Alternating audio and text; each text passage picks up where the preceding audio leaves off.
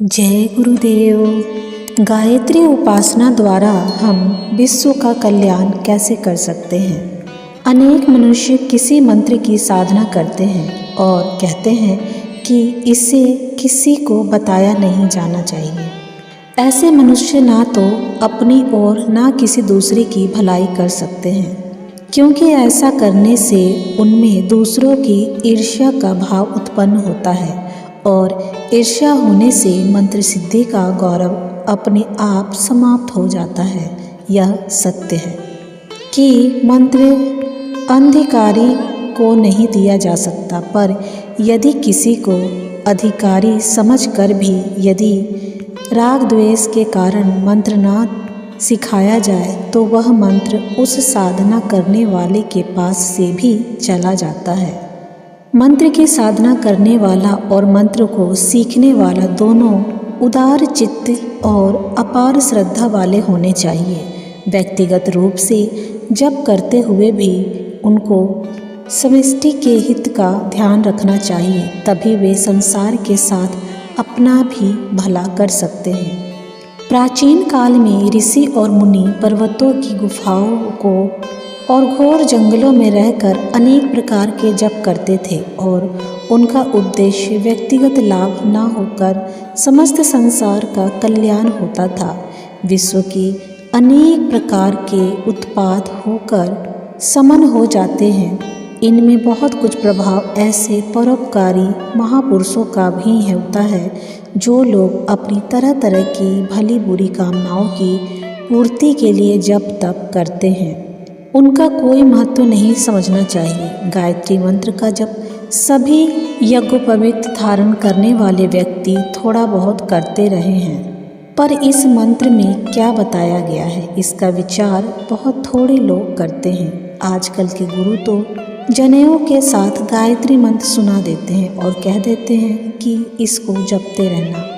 यह बहुत दुख की बात तो यह है कि इन गुरुओं में से बहुसंख्यक व्यक्ति तुरंत स्वयं भी इसका अर्थ नहीं समझते।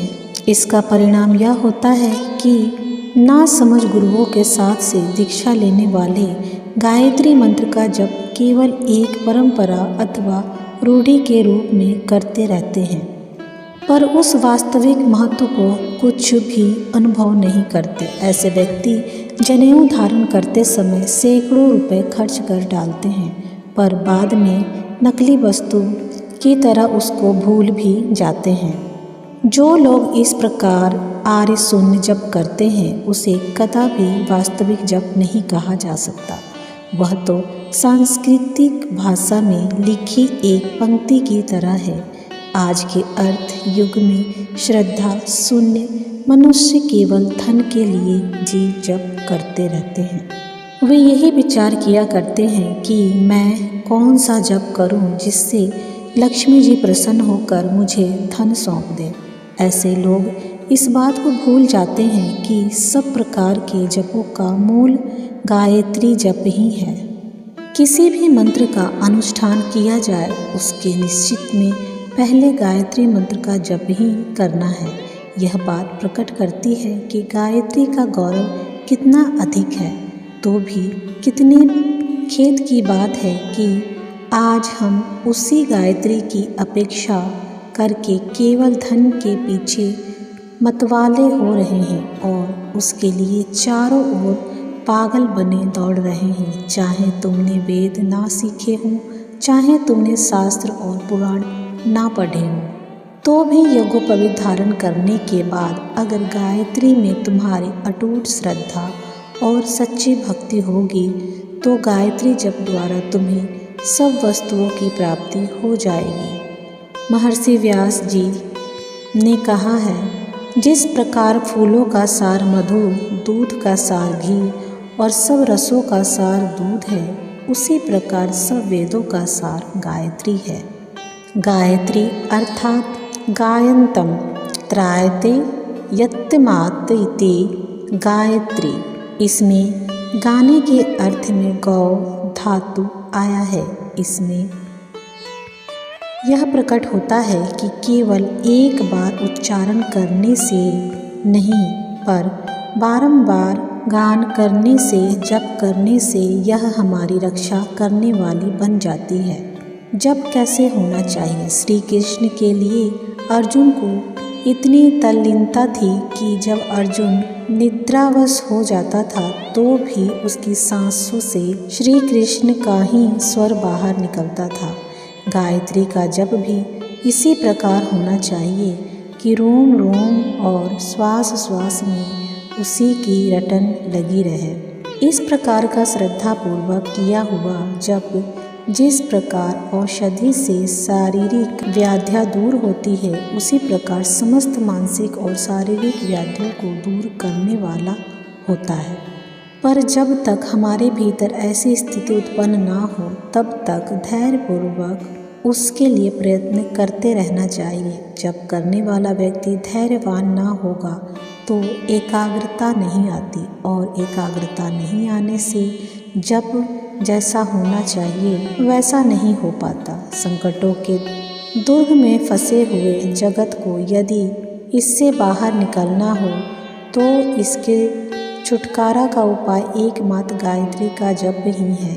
इससे जब तक हम स्वयं इसका अनुभव ना करेंगे तब तक उसका प्रभाव हमारी समझ में नहीं आ सकता।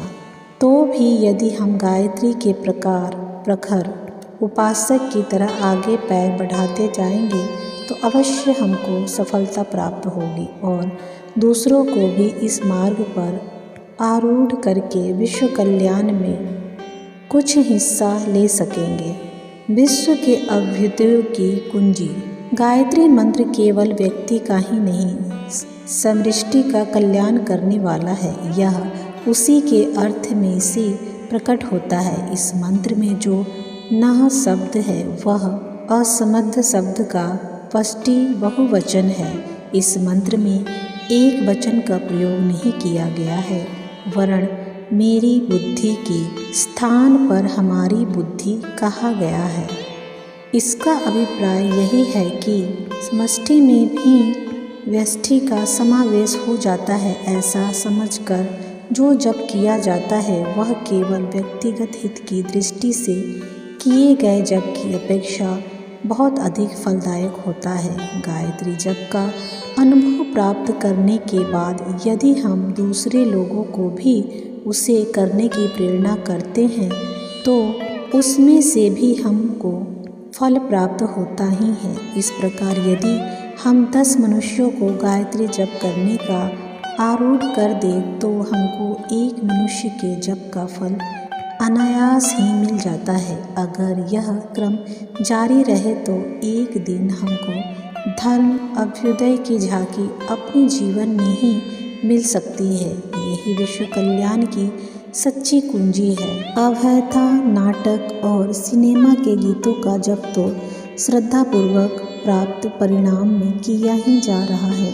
इस अवसर पर किसी महापुरुष का कहा श्लोक याद आता है, जो मनुष्य गायत्री मंत्र को छोड़कर अन्य मंत्रों की उपासना करता है वह सिद्ध अन्न को छोड़कर भिक्षा के लिए फिरने वाला व्यक्ति की तरह मूर्ख है। दूसरे जपों की अपेक्षा गायत्री मंत्र की महिमा इतनी अधिक है, यह समझकर योग्य व्यक्ति के पास से गायत्री मंत्र की दीक्षा लेकर उसके जप को ही अपना लक्ष्य बनाना चाहिए। श्रद्धापूर्वक किया हुआ गायत्री मंत्र का एक बार का जप एक दिन के पापों का नाश करता है। इसी प्रकार 10 मंत्र, रात दिन के 100 मंत्र, एक महीने के 1000 मंत्र, एक वर्ष के 1 लाख जप, जन्म भर के 10 लाख जप, पूर्व जन्म के और करोड़ों जप सब जन्मों के पापों का नाश कर देता है।